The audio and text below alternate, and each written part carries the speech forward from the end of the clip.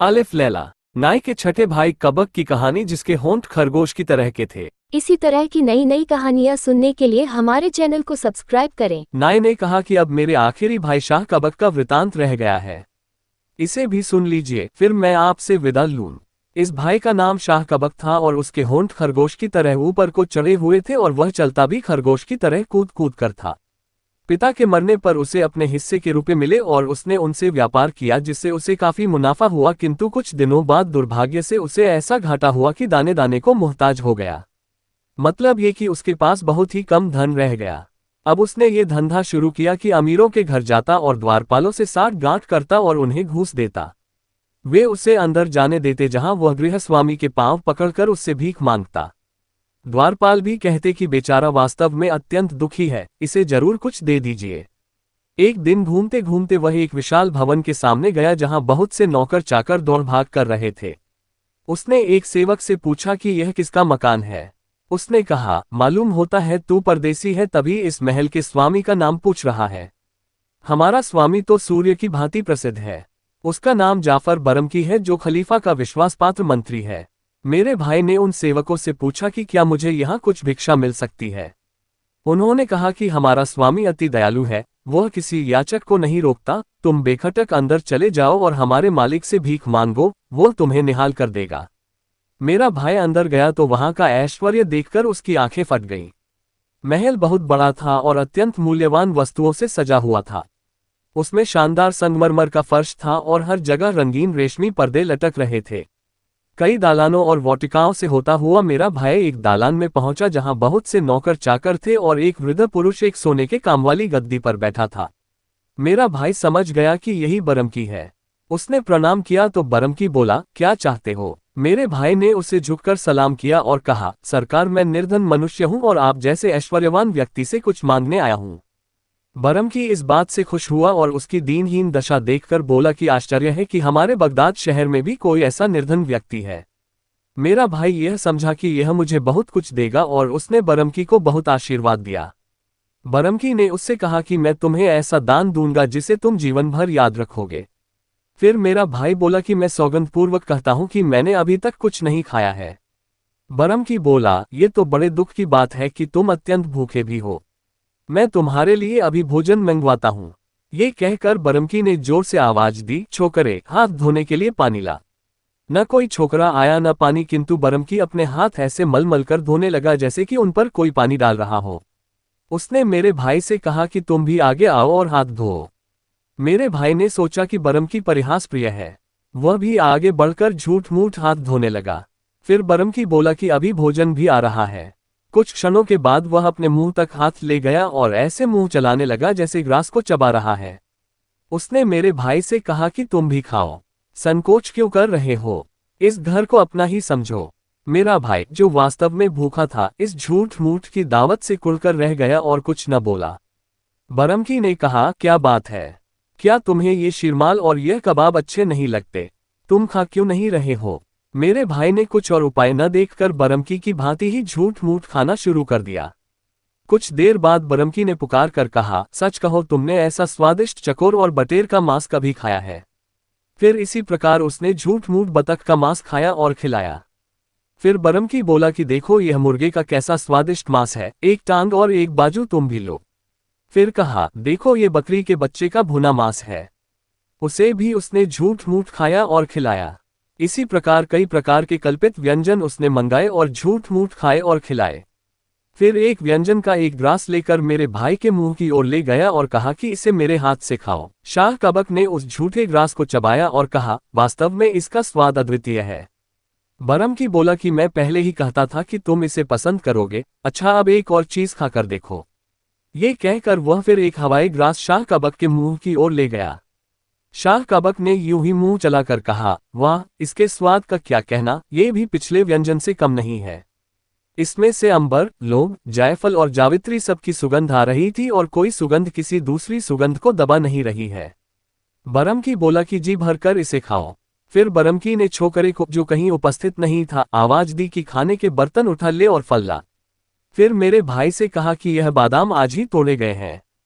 इसके बाद वे दोनों काल्पनिक रूप से बादामों को तोड़कर उनका छिलका फेंककर गूदा खाने लगे। इसी प्रकार और भी भांति भांति के मेवों और फलों को बरमकी ने झूठ मूठ खाया खिलाया। शाह कबक ने खूब तारीफ की और कहा कि बहुत ही स्वादिष्ट चीजें खाने को मिली जिनसे मुंह थक गया लेकिन मन न भरा। अब बरमकी ने मुस्कुराकर उसकी ओर हाथ बढ़ाया और कहा कि यह मदिरा पियो। शाह कबक ने कहा कि हमारे परिवार में मदिरापान वर्जित है, किंतु बरमकी बराबर जोर देता रहा तो उसने झूठ मूठ का प्याला अपने गले में उड़ेल लिया और कहा, मालिक, मैंने सुना था कि शराब में नशा होता है, मुझे तो बिल्कुल नशा नहीं चढ़ा। बरमकी ने कहा कि अब मैं तुम्हें एक नए प्रकार की तेज शराब पिलाता हूं।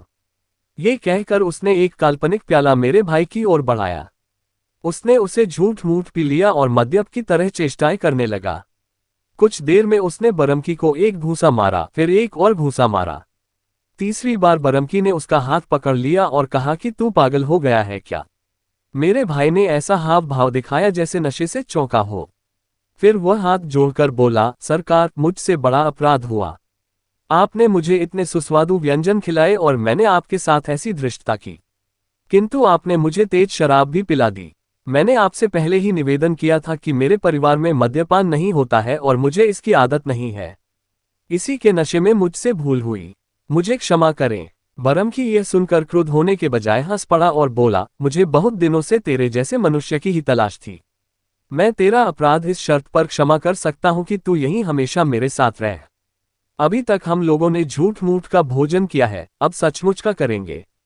ये कहकर उसने सेवकों को आज्ञा दी और वे सब एक एक करके वही व्यंजन लाए जिन्हें अब तक बरमकी ने झूठ मूठ खाया और खिलाया था। मेरे भाई ने रुचिपूर्वक वे स्वादिष्ट व्यंजन पेट भर खाए।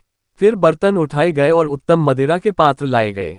मद्यपान के बीच ही कई रूपसी नवयुवतियां आईं और उन्होंने सुरीले वाद्यों के साथ मधुर स्वर में देर तक गाना बजाना किया। मेरा भाई इन सब बातों से स्वभावतः ही बड़ा प्रसन्न हुआ। उसने बरमकी की उदारता की बड़ी प्रशंसा की और उसे बहुत आशीर्वाद दिया। बरमकी ने कहा कि अब तुम ये फटे पुराने कपड़े उतारो और कायदे के कपड़े पहनो। ये कहकर उसने सेवकों को आज्ञा दी कि इसके लिए नए कपड़े लाओ। वे बरमकी के अपने वस्त्रागार से बहुमूल्य वस्त्र शाह कबक के लिए ले आए। बरमकी ने मेरे भाई को हर तरह से बुद्धिमान और व्यवहार कुशल पाया और अपने घर का सारा प्रबंध उसके सुपुर्द कर दिया। इस प्रकार वह बड़ा संतुष्ट और प्रसन्न होकर बरमकी के महल में रहने लगा। किंतु उसके इस सौभाग्य ने बहुत दिनों तक उसका साथ न दिया। खलीफा ने बरमकी के मरने पर उसकी सारी संपत्ति और धन जब्त कर लिया। मेरे भाई ने जो संपत्ति अर्जित की थी वह भी उससे छीन ली गई। वह बेचारा अपना थोड़ा बहुत बचा हुआ रुपया लेकर व्यापारियों के एक दल के साथ विदेश को चला कि कुछ व्यापार करे, किंतु रास्ते में डाकुओं ने उन सब व्यापारियों पर हमला करके उन्हें लूट लिया और उन्हें गुलाम बनाकर बेच दिया। मेरा भाई भी एक जंगली आदमी के हाथ बेच दिया गया। वह जंगली उसे मारा पीटा करता और कहता कि मुझे इतने रुपए दे तो तुझे आजाद कर दूंगा। मेरे भाई ने कसम खाकर कहा कि मेरे पास एक पैसा भी नहीं है। इस पर उस जंगली ने छुरी निकालकर मेरे भाई के होंठ चीर डाले। इस पर भी उस पर दया न की और होंठ ठीक हो जाने के बाद उसे कठिन परिश्रम के काम पर लगा दिया गया। बेचारा इसी तरह दुख में जीवन बिताने लगा। उस जंगली की पत्नी बड़ी सुंदर थी। वह जब लूट मार करने जाता था तो अपनी पत्नी की रक्षा का भार मेरे भाई पर छोड़ जाता था। पति के जाने के बाद वह स्त्री शाह कबक से बड़ी मीठी मीठी बातें करती, उसकी हर जरूरत का ध्यान रखती और बड़े आकर्षक हाव भाव दिखाती। शाह कबक समझ गया कि यह मुझे चाहती है और मेरे साथ भोग की इच्छुक है, किंतु अपने जंगली मालिक के डर से शाह कबक उससे अलग ही रहता और जब एकांत में वह उसे आकर्षक हाव भाव दिखाती तो आंखें नीचे कर लेता। एक दिन प्रेमावेश में वह स्त्री पति की उपस्थिति ही में शाह कबक के सामने ऐसी चेष्टाएं करने लगी। जंगली ने उसे शाह कबक की शरारत समझा और क्रोध में आकर एक ऊंट पर अपने पीछे उसे बिठाया और एक ऊंचे पहाड़ पर ले जाकर उसे छोड़ दिया ताकि वह भूख प्यास से मर जाए। वह स्वयं अकेला ऊंट पर बैठकर नीचे उतर आया। कुछ दिनों में उधर से कुछ लोग बगदाद की तरफ आते हुए निकले। वे स्वयं तो मेरे भाई को न लाए किंतु बगदाद आकर मुझे उसका हाल बता दिया। मैंने जाकर उसे सांत्वना दी और उसे अपने घर ले आया। नाय ने कहा कि यह सब कथाएं सुनकर खलीफा बहुत हंसा। उसने मुझे अच्छा इनाम दिया और गंभीर व्यक्ति का खिताब दिया, लेकिन कहा कि तुम बगदाद से निकल जाओ। कुछ वर्षों बाद मैंने सुना कि खलीफा का देहांत हो गया है, इसलिए अपने घर वापस आया। उस समय तक मेरे 6 भाई भी मर गए थे। इसके बाद कई वर्ष तक मैंने इस लंगड़े और उसके बाप की सेवा की, जैसा कि आप लोगों ने स्वयं ही इसके मुंह से सुना है। फिर भी यह अत्यंत दुख की बात है कि इनकी इतनी भलाई करने पर भी इसने कृतज्ञता का सबूत दिया और मुझसे घृणा करता रहा। इसके शहर से निकलने पर इसे ढूंढता हुआ मैं काशगर पहुंचा। दर्जी ने काशगर के बादशाह के सामने नाई के मुख से सुना वृतांत सुनाकर कहा कि नाई की कहानी के बाद सब लोगों ने भोजन किया और तीसरे पहर में अपनी दुकान पर गया। शाम को घर आने लगा तो देखा कि यह को बड़ा शराब में धुत होकर मेरी दुकान के सामने बैठा गा बजा रहा है। मैं उसे अपने घर ले गया। मेरी पत्नी ने उस दिन मछली पकाई थी। हम दोनों के खाने के लिए वह कई मछलियां लाए। मैंने कुबड़े को कुछ मछलियां खाने को दी। वह मूर्ख उनके कांटे निकाले बगैर ही उन्हें खा गया। कांटे उसके गले में अटक गए और वह बेहोश होकर गिर पड़ा। मैंने उसे ठीक करने के बहुत से प्रयत्न किए, किंतु जब वह मर गया तो मैं उसे यहूदी हकीम के दरवाजे से टिकाकर घर लौट आया। दर्जी ने फिर कहा, जहां पनाह, इसके बाद की सारी बातें आपको ज्ञात हैं। हकीम ने उसे मरा जानकर व्यापारी के गोदाम में गिरा दिया।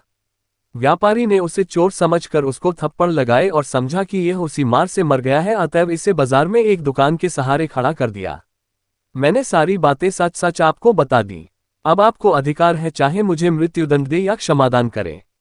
बादशाह दर्जी की बात सुनकर संतुष्ट हो गया और बोला कि दर्जी और बाकी तीनों लोग निर्दोष हैं, उन्हें छोड़ दिया जाए। उसने ये भी कहा कि मैं लंगड़े और नाई के 6 भाइयों के किस्से सुनकर बहुत प्रसन्न हुआ। निस्संदेह ये कुबड़े की कहानियों से भी अधिक मनोरंजक है। लेकिन उसने आज्ञा दी कि उस नाई को, जो इसी शहर में है, यहाँ लाया जाए और जब तक वह यहाँ न आए न कुबड़े की लाश को दफन किया जाए और न किसी अभियुक्त को घर जाने दिया जाए। अतएव बादशाह के आदेश से उसके नौकर चाकर दर्जी के साथ गए और कुछ देर में खोज करके नाई को बादशाह के सामने ले आए। नाई की अवस्था 90 वर्ष की थी। उसकी दाढ़ी, मूंछें और भवें बर्फ की तरह सफेद थीं। उसकी नाक बहुत लंबी थी और उसके कान बुढ़ापे के कारण काफी लटक आए थे। बादशाह को उसका यह विचित्र रूप देखकर बरबस हंसी आ गई। उसने नाई से कहा, मैंने सुना है कि तुम बड़ी विचित्र और विस्मयकारी कहानियां कहते हो। मैं चाहता हूं कि तुम्हारी कुछ कहानियां तुम्हारे मुंह से सुनूं। नाई ने हाथ जोड़कर कहा, हे पृथ्वीनाथ, मैं आपका दासानुदास हूं। मुझे जो भी आज्ञा होगी उसके पालन में मैं सदैव तत्पर हूं। किंतु कहानियां सुनाने के पहले एक प्रश्न पूछने की धृष्टता करना चाहता हूं। कृपया ये बताएं कि ये दर्जी, ये यहूदी हकीम और इतने सारे नागरिक यहाँ क्यों जमा हैं और यह को बड़ा आदमी जमीन पर किस लिए लेटा है?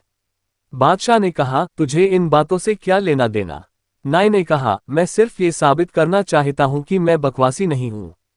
मैं बोलता हूं तो सुनना भी चाहता हूं।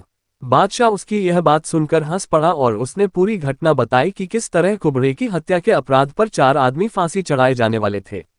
नाई ये कथा सुनते समय गंभीरतापूर्वक सिर हिलाता रहा, जैसे वह सब समझ रहा है और किसी ऐसे भेद को पा गया है जो वह अपने हृदय में छुपाए है। फिर उसने बादशाह से कुबड़े को देखने की अनुमति चाही। अनुमति मिलने पर वह उठकर कुबड़े के पास गया और बहुत देर तक उसके शरीर का निरीक्षण करता रहा और नाड़ी, आंखें आदि देखता रहा। यकायक वह बड़े जोर से हंसा। वह हंसता ही रहा और हंसते हंसते पीठ के बल गिर पड़ा। उसे ये भी ध्यान न रहा कि बादशाह के सामने इस प्रकार हंसना बड़ी उद्दंडता है। उठने के बाद भी बहुत देर तक हंसता रहा। फिर बोला, सरकार, इस कुबड़े की कहानी तो ऐसी है कि स्वर्णाक्षरों में लिखवा कर रखी जाए। लोग उसकी बात सुनकर आश्चर्यचकित हुए और कहने लगे कि या तो इस नाई का मस्तिष्क फिर गया है या बुढ़ापे के कारण इसकी मति मारी गई है। बादशाह ने भी विनोदपूर्वक कहा, हे अल्पभाषी बुद्धिसोगर महोदय, आपको इतनी हंसी किस कारण आ रही है? नाई ने कहा, पृथ्वीपाल, मैं आपकी न्यायप्रियता और क्षमाशीलता की सौगंध खाकर कहता हूं कि यह को बड़ा मरा ही नहीं है। मैं इसे ठीक कर सकता हूं। आप अनुमति दे तो मैं इसका इलाज करूं। अगर मैं सफल न हूं तो फिर आप मुझे दुर्बुद्धि या विक्षिप्त जो भी चाहे ठहराएं और जो दंड चाहे वह दें। बादशाह से अनुमति पाकर नाई ने अपना संदूकचा खोला और उसमें से एक तेल निकालकर कुबड़े के हाथ और गले पर कुछ देर तक मलता रहा। फिर उसने एक औजार से कुबड़े का मुंह खोला और एक चिमटी उसके मुंह के अंदर डालकर उसके गले में अटका मछली का कांटा पकड़ा और जोर लगाकर उसे बाहर निकाल लिया। उसने कांटा सभी उपस्थित व्यक्तियों को दिखाया। कुछ ही देर में कुबड़े के हाथ पैरों में हरकत हुई और उसने अपनी आंखें खोल दी। इसके अतिरिक्त भी उसके शरीर में जीवन के कई चिन्ह दिखाई दिए। काशगर का बादशाह और सारे उपस्थित व्यक्ति इस बात को देखकर घोर आश्चर्य में पड़ गए कि एक पूरे दिन रात मुर्दों के समान पड़े रहने के बाद भी कुबड़ा यकायक जी उठा। सभी लोगों को इस बात से खुशी हुई। बादशाह ने आज्ञा दी कि कुबड़े की तथाकथित मृत्यु की घटना और नाई की कही हुई कहानियां लिपिबद्ध की जाएं और शाही ग्रंथागार में रखी जाएं। उसने ये भी आज्ञा दी कि चूंकि दर्जी, यहूदी हकीम, मुसलमान व्यापारी और ईसाई को कुबड़े की वजह से बड़ा मानसिक और शारीरिक कष्ट सहना पड़ा है, इसलिए इन लोगों को शाही खजाने से काफी इनाम देकर विदा किया जाए। उसने तीसरी आज्ञा ये दी कि नाई का कुछ मासिक वेतन नियत करके दरबार में रख लिया जाए ताकि वह अपनी कहानियों से हमारा मनोरंजन किया करे। मंत्री की बेटी शहरजाद इस संपूर्ण कथा को कहने के बाद चुप हो रही।